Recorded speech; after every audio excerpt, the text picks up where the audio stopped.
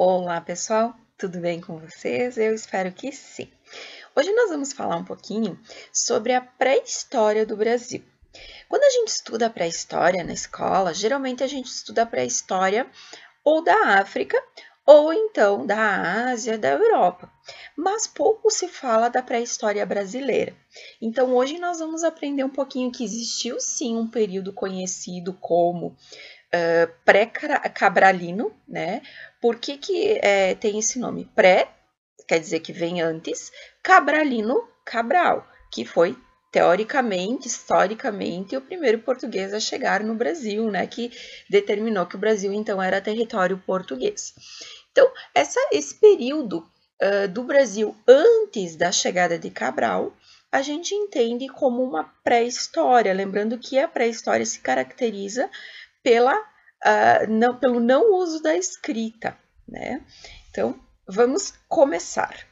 Eu trouxe para vocês uma imagem que eu gosto muito, que é uma pintura rupestre brasileira. Essa pintura rupestre, ela foi feita numa rocha há muitos, muitos anos atrás, né? E se encontra nessa região aqui do Piauí, no sítio arqueológico de São Raimundo Nonato. Esse lugar aqui, ele tem mais de 250 sítios arqueológicos, tá? E essa pintura que eu mostrei para vocês, ela data de mais ou menos 20 mil anos atrás. Eu disse que ela era antiga. E nesse sítio, né, nesse sítio arqueológico e nos demais que estão ao seu entorno, né, foram achados mais de 30 mil pinturas rupestres, que são essas pinturas feitas nas rochas. Entre elas, né, essa que eu estou mostrando para vocês podem observar que são utilizadas vários tons, né, entre o branco, o vermelho, o marrom. Esse tom de marrom ou vermelho, ele é chegado até a partir de uma pedra chamada ocre, que ela é diluída, amassada, né, vira pó. O branco também por conta de outras pedras, então tudo que era encontrado na natureza se transformava numa espécie de tinta. Os pincéis, o dedo e muitas vezes também pedaços de madeira na ponta com cerdas feitas de pelos de animais. Então, tudo que era encontrado na natureza virava uma forma para ser utilizado como pintura rupestre. Quem foi a pessoa ou uma das primeiras pessoas que estudou esse sítio e essas pinturas rupestres, né? Foi a arqueóloga Niede Guidon. Ela está aqui jovem, né? Porque fazem 40 anos que ela realiza pesquisa nessa região, nesses sítios arqueológicos, né? Hoje ela está com 86 anos e continua as pesquisas dela. Então, eu trouxe um vídeo para que vocês assistam, né? No meio desse vídeo que eu estou falando para vocês, para que vocês conheçam, então, essa arqueóloga que é muito importante aqui para o Brasil.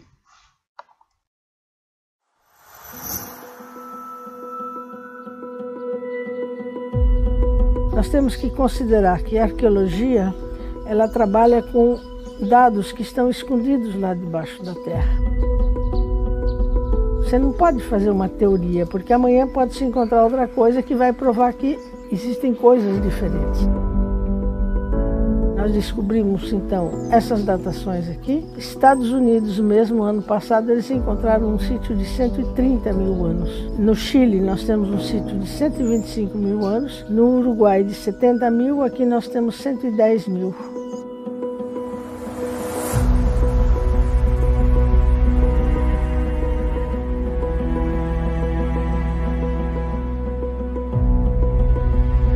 Eu cheguei aqui a primeira vez, não? Foi em 1970, é onde hoje é Coronel Zé Dias. Eu perguntei sobre esses sítios que tinham pinturas e umas pessoas lá me levaram, foi o primeiro que eu visitei, não? Quer dizer, o que me impactou foi porque foi a primeira vez que eu vi esse tipo de arte rupestre que eu não conhecia, que não existia, ninguém nunca tinha estudado esse tipo de arte rupestre.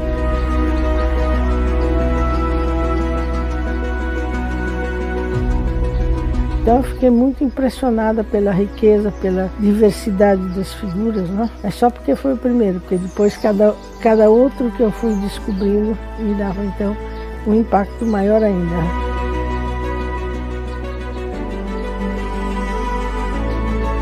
Na Europa, em geral, você tem 10, 20, e aqui você tem sítios que tem mais de 1000 figuras, quer dizer, alguma coisa completamente diferente. E hoje nós já estamos com 945 sítios aqui, quer dizer, é uma quantidade imensa, né?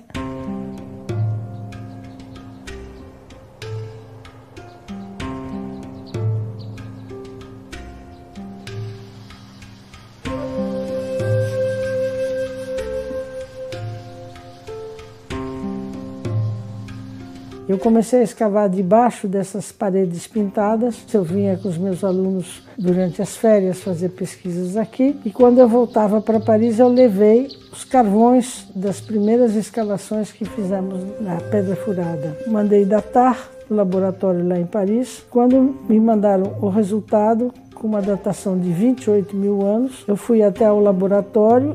A chefe do laboratório disse: continue pesquisando lá, porque são as 2 amostras. Quer dizer, o homem chegou à América vindo tanto da Ásia por Bering, como veio também de ilhas do Pacífico pelo Chile, e aqui que vieram da África. Então eles se instalaram aqui, havia muitos rios, água, tudo, quer dizer, eles não precisaram sair daqui.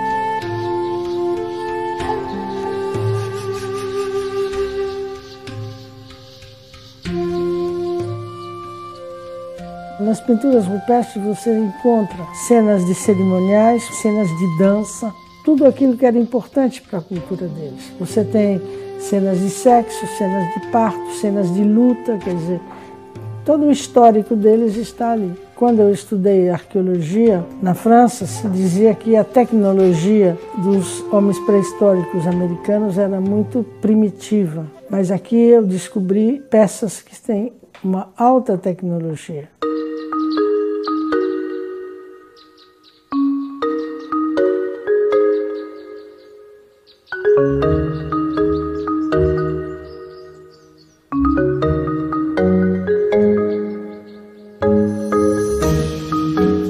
Quando eu estava no Museu do Ipiranga, eu organizei uma exposição em 1963 sobre arte rupestre do Brasil. E essa pessoa que veio visitar, um senhor que era prefeito da cidade de Petrolina, aí ele disse: olha, lá perto da minha cidade, no sul do Piauí, também tem esses desenhos. E me mostrou umas fotografias. E trabalhei lá até quando nós tivemos, então, o movimento militar. Eu, então, tive que ir embora do Brasil, porque muitas pessoas da USP foram denunciadas. Em 64 eu tive que ir embora para a França, mas aquilo ficou na minha cabeça.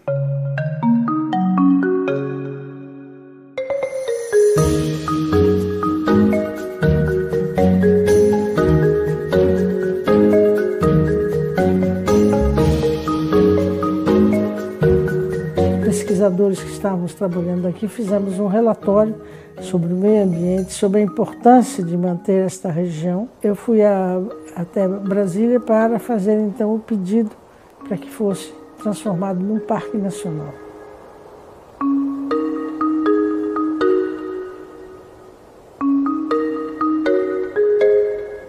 Foi todo um grupo de pesquisadores que trabalhou aqui na região. Do ponto de vista científico, os resultados são absolutamente fantásticos. Você tem no parque, você tem não somente a atração das pinturas rupestres, dos sítios arqueológicos, mas tem também toda a beleza da fauna. Você tem animais que não existem mais por aí afora. Nós temos o Museu da Natureza, onde estão expostos todas as descobertas relacionadas com a natureza da região. Começa quando ainda era mar, porque nós temos muitos fósseis marinhos, porque essa região foi mar, e depois então o movimento tectônico que levantou a serra, e daí então as novas espécies que se instalaram.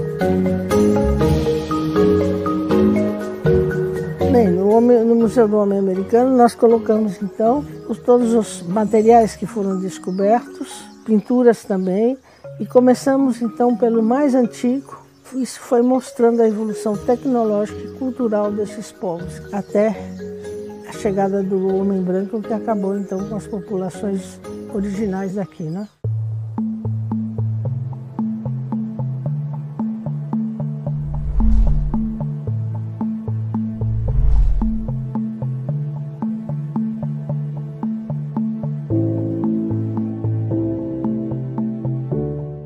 Nos anos 60, São Raimundo Nonato era um povoado minúsculo, onde não tinha água, não tinha luz. Quando chovia, tinham comida, quando não chovia, não tinha. E não tinha nenhuma fonte de trabalho que permitisse uma sobrevivência, né? A criação do parque, com as pesquisas aqui, foram criados muitos empregos. Quando foi declarado um patrimônio mundial pela Unesco, os patrimônios mundiais são atrativos turísticos absolutamente fantásticos no mundo todo, recebem no mínimo 5 milhões de turistas. A Fundação fez cursos para formar guias, lançamos tudo possível para desenvolver o turismo, que seria a única possibilidade de desenvolvimento da região. Então nós contratamos primeiro um japonês que veio, ensinou o pessoal daqui, depois trouxemos um italiano que também ficou aqui, ensinou essas pessoas, nós criamos essa cerâmica que se desenvolveu e que deu um excelente resultado. O potencial turístico do parque realmente é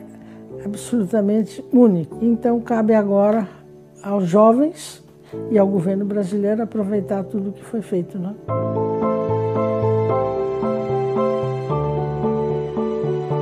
Vim aqui para fazer um trabalho que me dava prazer, quer dizer, na realidade eu estava em busca de algo que me desse vontade de fazer e prazer em fazer. E aqui eu pude fazer tudo isso e, sobretudo, graças à amplidão da região, a quantidade imensa de sítios. São 50 anos e cada vez se descobrem coisas novas. É isso que eu acho que é a maravilha daqui. Quando você pensa que já viu tudo, ainda aparece uma coisa nova.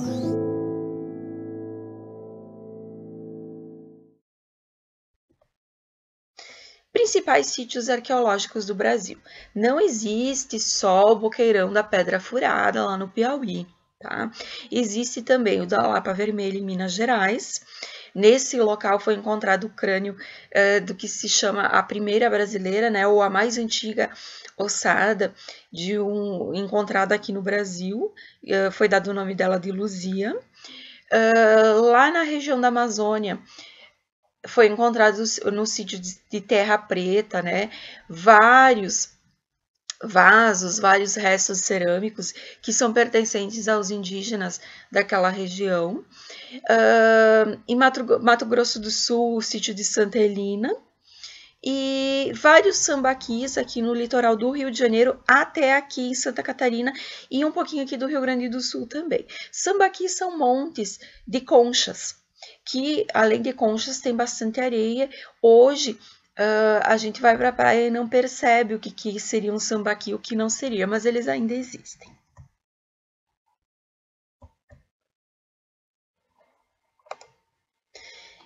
Bom, sobre Luzia, a mais antiga brasileira, eu também vou deixar um vídeo à parte com vocês que vai mostrar o local onde ela foi encontrada e curiosidades dessa pré-história brasileira, que é bem interessante.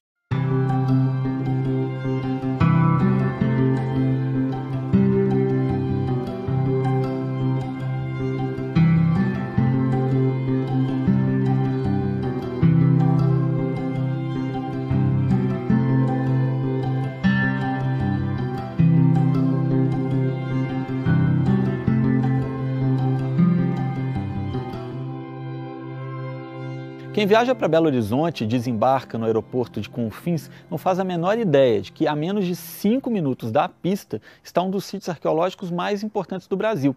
Aqui em Lapa Vermelha foi encontrada Luzia, talvez o esqueleto mais famoso das Américas. Outra coisa importante dessa região, ao redor de Belo Horizonte, é que aqui praticamente nasceu o estudo da pré-história brasileira.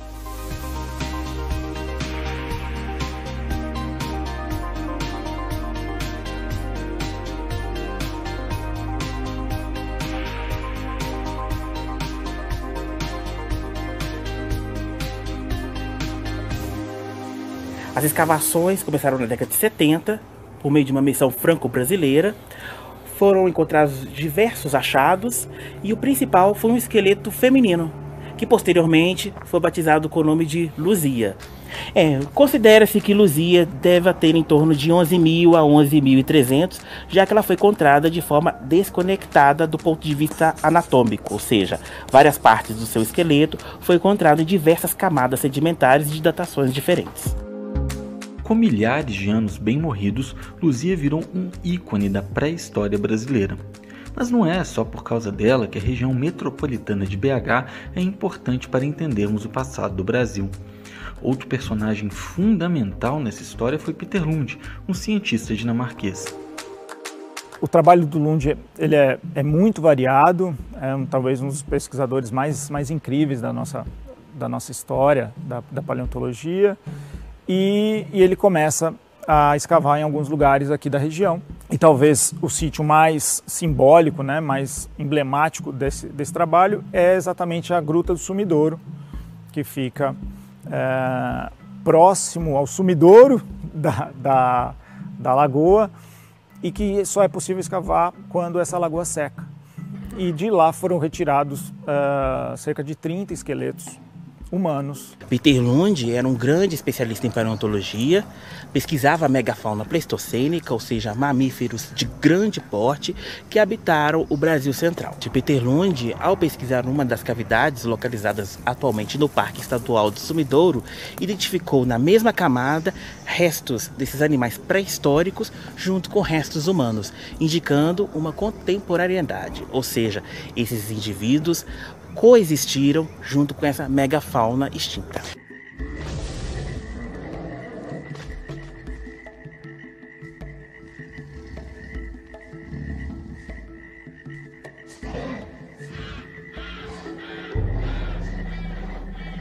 De lá para cá, não só ele, mas várias outras expedições e equipes trabalharam em diversas cavidades e grutas aqui da região, extraindo, né, e exumando uma quantidade muito grande de sepultamentos. Então, até 2015, 2016, a nossa conta fechava em cerca de 200 esqueletos humanos do Holoceno inicial. A gente está falando de 10.000 a 7.000 anos atrás. E isso faz com que a região seja considerada realmente uma região muito importante para quem quer estudar o homem na América nesse período, porque apesar da gente encontrar não só no Brasil, mas em toda a América, sítios mais antigos, com datações mais antigas, a gente não tem uma quantidade de esqueletos tão impressionante como a gente tem na região.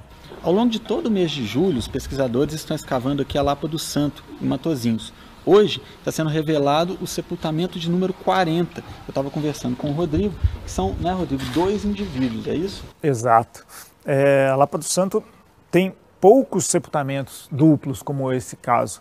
E a gente consegue ver o crânio, né, a cabeça de um dos indivíduos aqui, com a face voltada para o chão, para oeste, enquanto que o outro indivíduo, que a gente consegue ver bem as órbitas aqui, o nariz, como se estivesse virado para vocês, um segundo indivíduo, já com a face voltada para leste.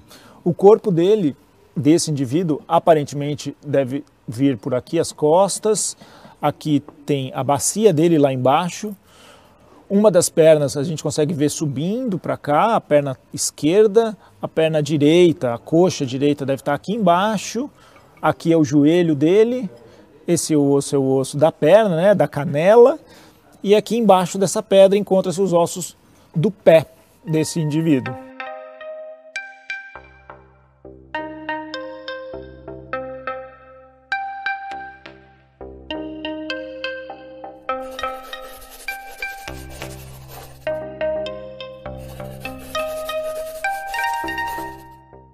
A gente está aqui no Parque Estadual da Cerca Grande, que fica mais ou menos a uns 45 quilômetros de Belo Horizonte, que é um lugar muito importante para a arqueologia. Por exemplo, a gente tem aqui um paredão com quase 500 pinturas rupestres. Né, Leandro? Qual que é a importância dessas pinturas? Essas pinturas são um registro pré-histórico de grupos que viveram na região. São pinturas filiadas à tradição Planalto, embora existam outras tradições presentes também. E o que é essa tradição Planalto? Quais são as características? A tradição Planalto é caracterizada por desenhos feitos predominantemente por pigmentos vermelhos e ilustram animais da região, sobretudo cervídeos. Embora boa parte desse patrimônio histórico hoje esteja protegida em áreas transformadas em parques e monumentos naturais, ainda não há um grande museu nessa região, o que é lamentado pelos pesquisadores. Os fósseis encontrados ao longo de quase 2 séculos de pesquisas encontram-se espalhados pelo Brasil e até pela Dinamarca, que ficou com a coleção de Peter Lund. Mas a maior coleção, incluindo Luzia, estava no Museu Nacional, que foi destruído num incêndio em 2018. Em Minas Gerais, o passado dos povos de Luzia está em cidades como Matozinhos, Pedro Leopoldo, Lagoa Santa, entre outros municípios da região metropolitana de Belo Horizonte. A própria capital mineira também tem 2 endereços que contam essa história: o Museu de História Natural e Jardim Botânico da UFMG e o Museu de Ciências Naturais da PUC.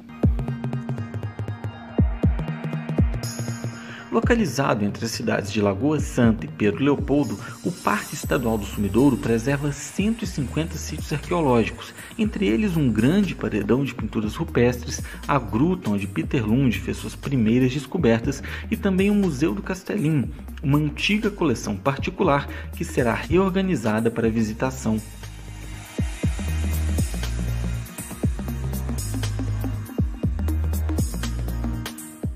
No centro de Lagoa Santa fica o CAALI, que em breve vai ver seu acervo aumentar. Parte do material escavado na Lapa do Santo será enviada da USP para lá. Já em Matozinhos ficam o Parque Estadual de Cerca Grande, o Monumento Natural Vargem da Pedra e a Lapa do Santo, que não são abertos ao público. Em Pedro Leopoldo, a Lapa Vermelha, onde Luzia foi encontrada, também é uma área preservada, mas que não pode ser aberta para visitação.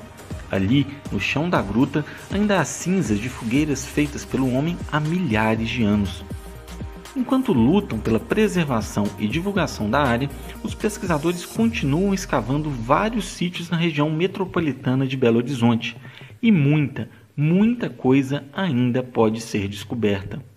Uma característica dos sepultamentos da Lapa do Santo é a grande quantidade de blocos de calcário e alguns espelhotemas colocados sobre o sepultamento, que também acaba sendo como se fosse um marco para a gente identificar outros sepultamentos no sítio, né? Essa área que a gente está olhando aqui, a gente já sabe que tem um outro sepultamento aqui que nós vamos precisar trabalhar no futuro. Aqui tem um outro sepultamento, muito provavelmente embaixo de onde vocês estão pisando tenha mais 2, e isso vai se espalhando por toda essa área.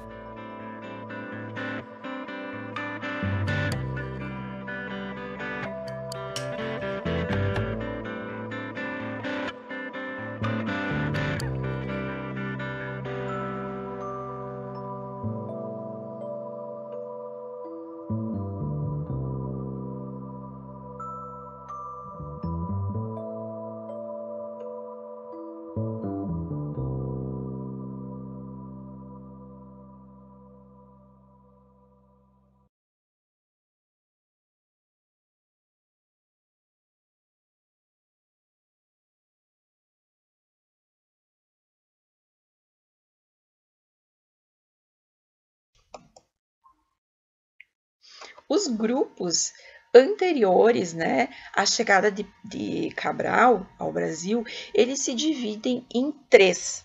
Né? Eles podem ser divididos em 3, não quer dizer que eram 3 comunidades, mas nós, para estudo, dividimos eles em 3 grupos por causa das características de vida deles. Então, o primeiro que eu vou falar para vocês é dos caçadores-coletores. Já quer dizer o nome, eles não praticavam a agricultura. Para sobreviver, eles caçavam animais, né, de pequeno porte ou médio porte, e eles coletavam raízes, frutos, folhas, né, da natureza para poder se alimentar. Eles viviam em quase todo o território brasileiro, né, mais ou menos há 50 mil e até 2.000 anos e meio atrás, né, eles habitavam onde? Cavernas e a própria floresta, que eles usavam para caça e até para defesa. Arcos, flechas, bolhadeiras, aquela que os gaúchos usam agora, né? E bumerangues feitos de pedra. Alimentavam-se de carne de caça, de pequenos animais, também pescavam, coletavam moluscos, né? Que são os caramujos, as conchas, né? E também se alimentavam com frutos. No Nordeste, a gente encontra exemplos de arte desses povos caçadores-coletores, a arte do rupestre, que são as pinturas em rochas, e que essas pinturas retratavam o quê? O dia a dia, né? Da guerra, a dança, a caça, tudo que eles viviam. No Sul, a gente tem uma tradição que é chamada de tradição Umbu, ou os homens de Umbu, que viveram aqui nos Pampas gaúchos. Eles vão ser os responsáveis pelo uso do arco e da flecha, que vai ser herdado depois por todos os indígenas brasileiros, inclusive pelo uso das bolhadeiras, que hoje nós dissemos que é uma característica do gaúcho. Então aqui tem algumas pontas de projétil, a lança, né? Que eu mostrei para vocês num vídeo anterior também, que eu tenho umas semelhantes, né? Essas pontas aqui eram usadas para a caça. Também lâminas de machado, também mostrei para vocês aqui, que eu também tenho um semelhante. Essas que foram encontradas aqui no Brasil são as mais antigas que foram encontradas em toda a América. Mais algumas pinturas rupestres, e aí quando a gente vê essas pinturas rupestres, a gente tenta imaginar o que eles estavam querendo representar, né? Parece que aqui eles estão dançando, aqui mais ainda, porque olhem esse contorno aqui do corpo, não parece que está fazendo um movimento de dança, de zigue-zague, né? Utilizando o arco, a flecha. Então, a gente pode ter várias interpretações desse tipo de arte, né? Aqui, os arqueólogos definiram que são dois indivíduos, né? Abatendo uma anta, e essa pintura é lá do Seridó. Olhem só. Se a gente olhar aqui parece um cadeado, né? Mas talvez fosse uma bolsa feita com palha, que era utilizada para transportar alimento, proteção, né? Até as armas que eles utilizavam. Aqui temos uma cena que pode ser de luta, né? Vocês podem ver que aqui temos uma arma, um bastão. Pode ser também uma cena de sacrifício humano. A gente diz que pode ser porque são interpretações, né? Não conseguimos entrevistar nenhum homem desse período, nem uma mulher, para que possa afirmar qual foi a intenção desse desenho. Aqui nós temos também outra representação. Também parece que é um sinal de luta. Aqui nós temos alguém menor no meio, que parece uma criança, mais duas assistindo. Uma suposta dança mais aproximada, a imagem que eu mostrei anteriormente para vocês. O sambaqui, que eu comentei, né? Então, os sambaquis, esse aqui é um sambaqui de Santa Catarina, numa das praias de Santa Catarina. Em Garopaba tem, que eu já visitei. Mas o que é? Então é um monte onde aqueles habitantes pré-históricos aqui do Brasil viviam, né, nessa região ali, e eles colocavam os restos de conchas que eles se alimentavam, os esqueletos, né, de alguns peixes que eles utilizavam para alimentação, enterravam os seus mortos e construíam umas pequenas habitações no topo desses sambaquis, porque eram formas mais altas, eles conseguiam ver os inimigos ou o que acontecia de mais longe, né? A palavra sambaqui vem do tupi, da língua, né? Tupi-guarani depois. Tupi significa tamba, que é a mesma coisa que marisco, conchinha, né?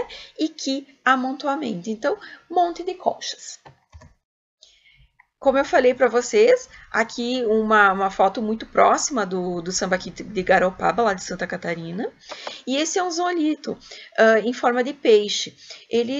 Nesses sambaquis também foram encontrados essas pedras que foram talhadas em forma de peixe. Se acredita que, além do uso que poderia ter como um instrumento para alimentação, ele era utilizado como uma forma religiosa, né? Como um amuleto.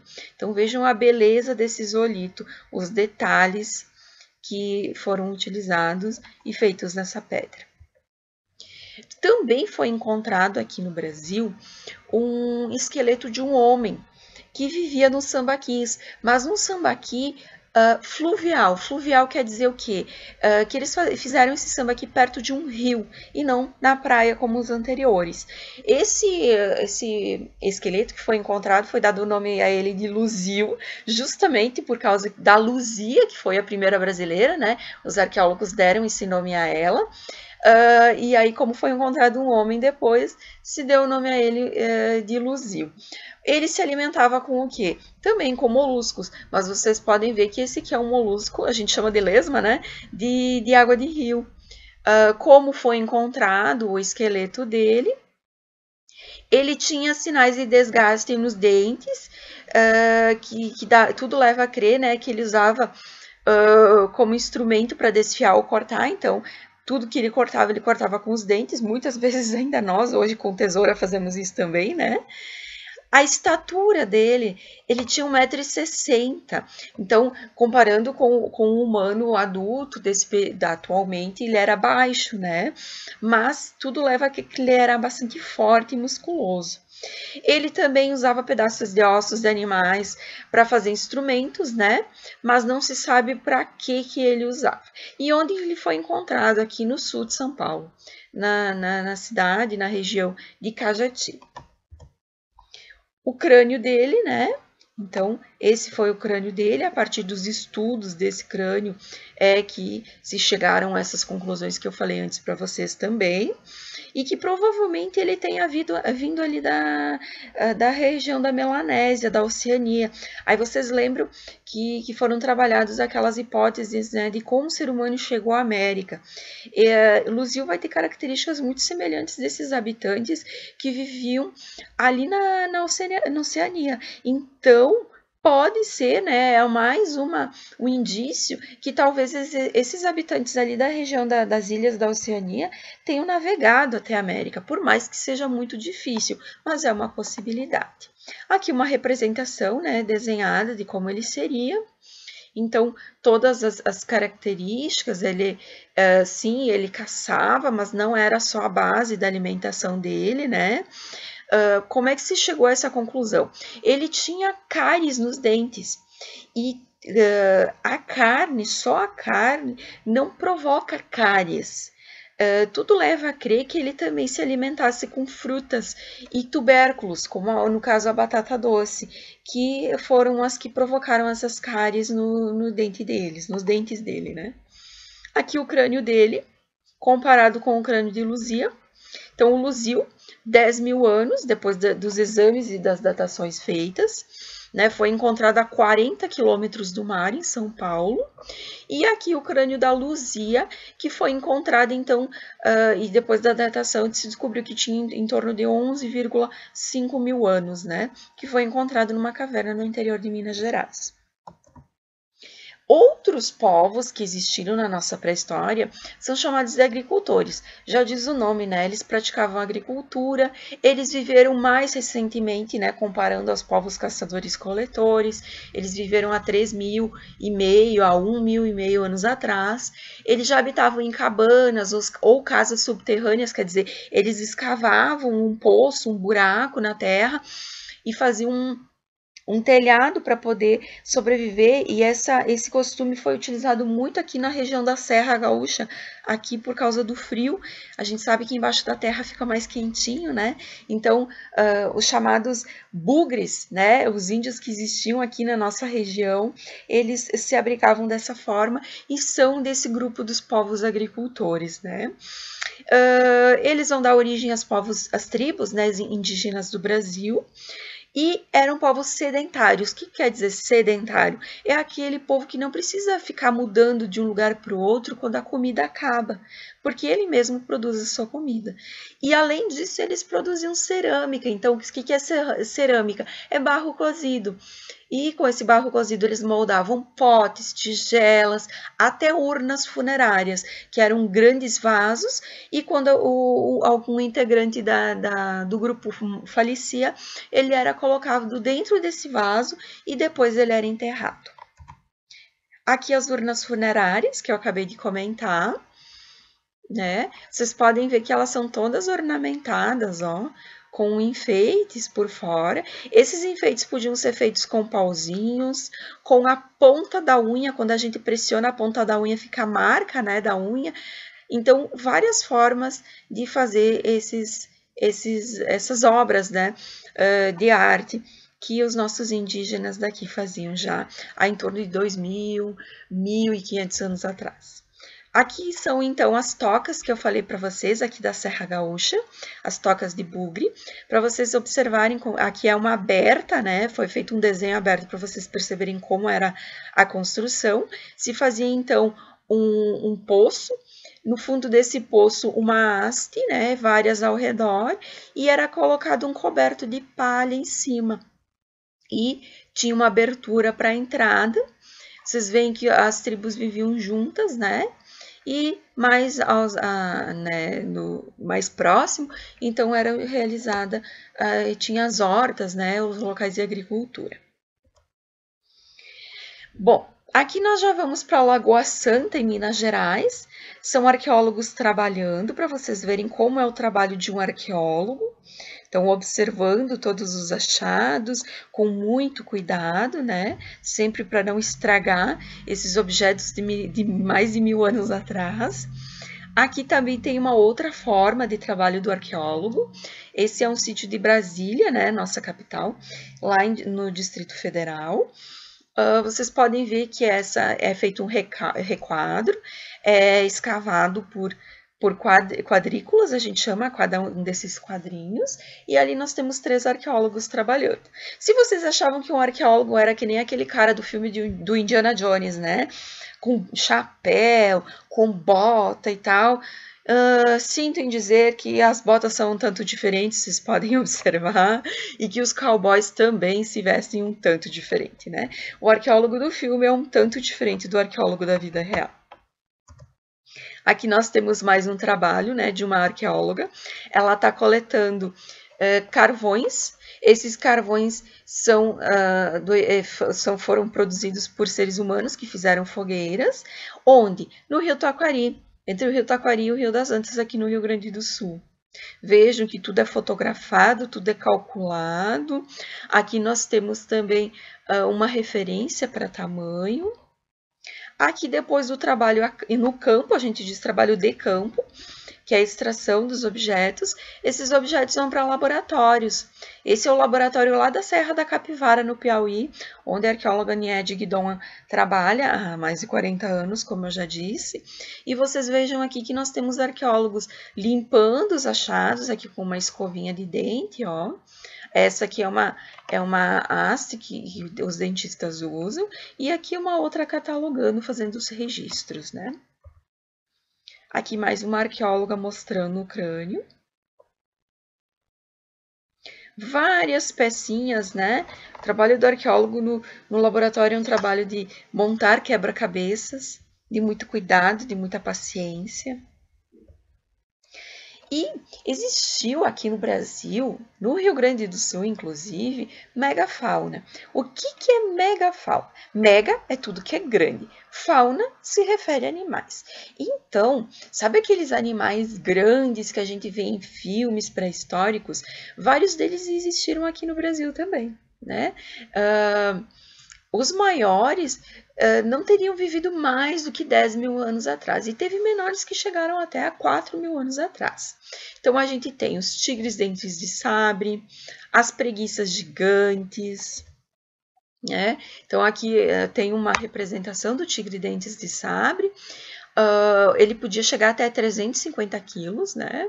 1,5 metro de altura, e ele existiu mais ou menos há 4.000 anos atrás, com base nos fósseis que foram encontrados mais recentemente, tá?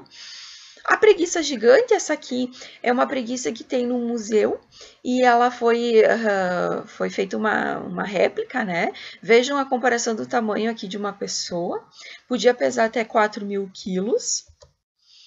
O Chenerotério, o Glyptodonte e o Mastodonte, também animais aqui da nossa megafauna. O Chenerotério, o nome difícil, Chenorinotério, é conhecido também como Macrauchenia. É uma mistura ali pode ser até de cavalo, com tamanduá e sei lá mais o que. O Glyptodonte, o tatu gigante, e o Mastodonte, né?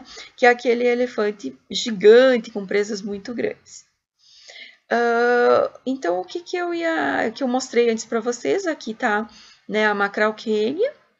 Ela podia pesar até 800 quilos. Habitava ali na região da Bahia de Minas Gerais. O Glyptodonte, aqui uma representação dele. O que chama a atenção é que na cauda ele tinha espinhos muito grandes. Ele podia pesar também 800 quilos.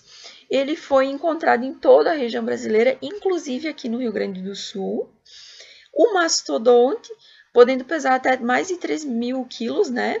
Mais de 3 toneladas. Existiu por volta de 10.000 anos atrás. Aqui outros animais, então, nessa megafauna brasileira, os cervos, os toxodontes, a Macrauchenia, o cavalo, né? O pampatério, também chamado de tatu dos pampas, onde foram encontrados vários desses fósseis, né?